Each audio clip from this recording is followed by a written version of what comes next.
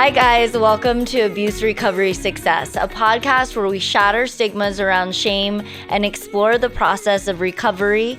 Today, I wanted to share an episode with you, really kind of going into a little bit more about a personal experience that I just had.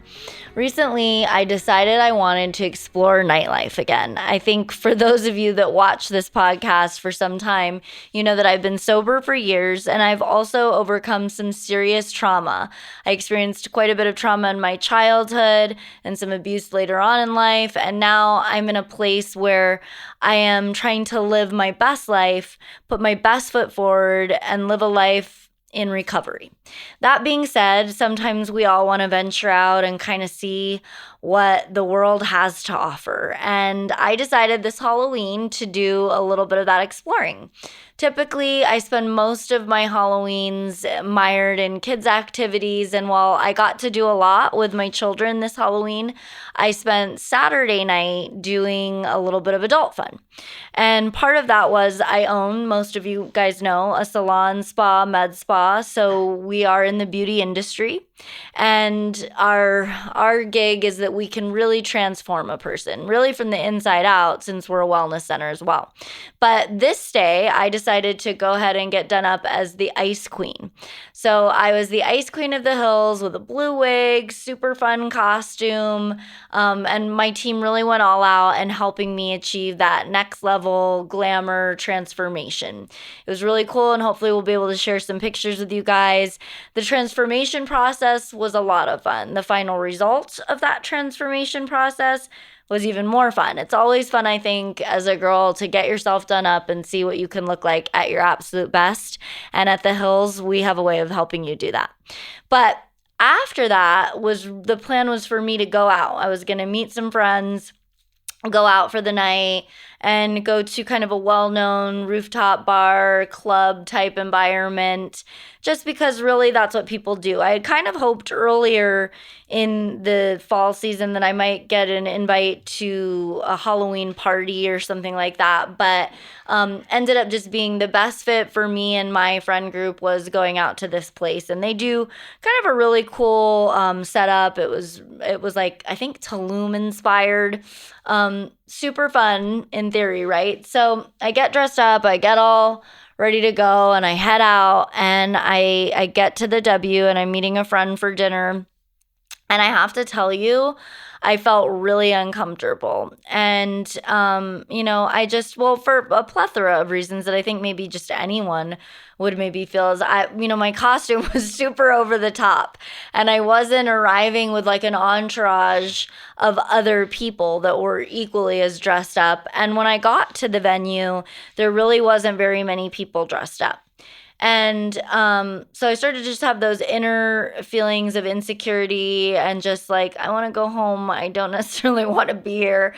And I think the point of this episode is to really share with you that we all have those moments and those feelings, and that, sometimes people look a certain way, put on a certain act or show, and you think we've got it all covered, and we don't. And I think, it can really bring community together if we can recognize that we all go through these different feelings, whether we're in recovery or not. So I get there, I'm, really done up. I feel like a spectacle. And, my friend was super cool that I was meeting for dinner. It was a male friend, but I was uncomfortable. I was uncomfortable, and I speak to this because I am in recovery, and, a lot of us used alcohol as a crutch to make us feel comfortable, to help soothe anxiety, things like that. And in that setting, I had this moment where I thought, oh my God, I'm going to have a panic attack. And I can kind of feel it in my body. I actually once years ago had to be ambulanced out of a concert venue called the Bird's Nest at the Phoenix Open. And I swear to you, I thought I was drugged when that happened. So it was years ago. I was sober. I was at the Bird's Nest. I had like a Red Bull. And at a certain point, I almost passed out. I actually foamed, I think, a little bit at the mouth. And I passed out, and then they thought I had been poisoned or drugged or something, so the ambulance took me to the hospital. And lo and behold, they ran panels, they didn't find anything, and the doctor came in after a while and said, I think you had an anxiety attack. So fast forward, we're at the W this Halloween, and I'm like, oh my God, I just got that feeling. And I was able to kind of talk myself down. And the issue I should have maybe went home right at that point. But the issue is I had a friend meeting me, another friend that was coming alone, had gotten dressed up, was meeting me. And I was like, oh my God, I cannot screw this girl over. So I just tried to bide my time and make it through. And then she arrived, and I instantly felt a little bit better, just because at the end of the day, I'm always better around people that I know and that I'm comfortable with. It's just a part of my own anxiety. And so I felt a little bit better, but I still, to be honest, I wanted to go home. But I forced myself. I had made a commitment to this event. I went into the event, and I stayed till about 10:30.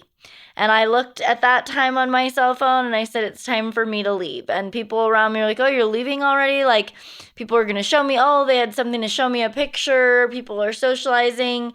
And while I started to have a little bit of fun and definitely calm down from that high level of anxiety, I just knew this wasn't the place for me.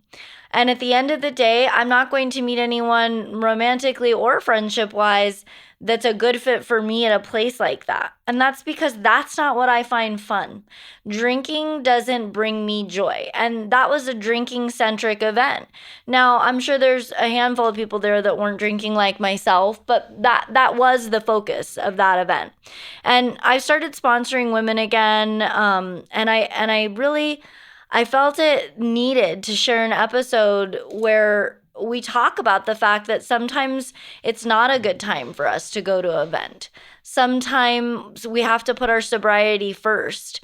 And, I know a lot of people that are perfectly comfortable in those environments that have been sober for years or less. And you have to navigate those waters for you. For me personally, I have my good days and I have my bad days. And never once in that moment of being out was it really about some impulse to drink. So maybe that's what the outsider might think of us when they think about addiction.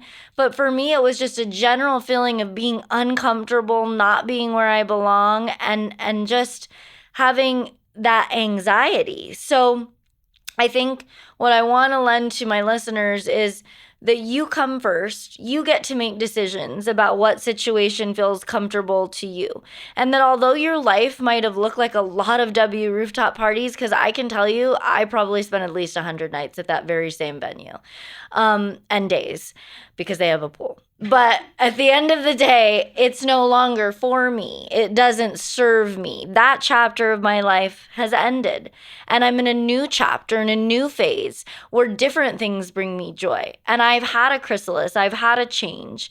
And you can too. So even if you're someone that's tuning in and listening and you were out drinking at a party, but you're debating on whether you have a problem or not, don't worry, there's fun on the other side of that. It was funny, I was just happened to be thinking about my 40th birthday that will be coming up not too soon, guys. Don't worry, I've got time. I'm to be in my 30s. But I was thinking about it, and I was like, oh my gosh, like, I don't care at all about drinking. Like, that's the last, I imagine if I was still drinking, that would be all I'd be thinking about, how to make it all about that. And I have a life beyond drinking, beyond some of the empty, shallow fun that happens late at night at a club.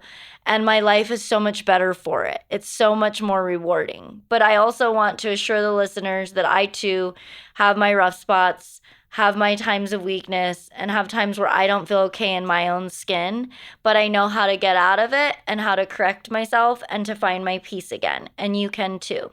Thank you for being a bright light and joining us again at Abuse Recovery Success. Remember, you're strong. You have other options for fun, and we're a community together, and I'm here to help you find those other options for fun. Take care, and remember, if you want to tune in and catch more great, amazing guests and more episodes, you can find us at April Hill YouTube. You can follow me on social media, April_the Hills on both TikTok and Instagram, and then our website, abuserecoverysuccess.com. Shine bright.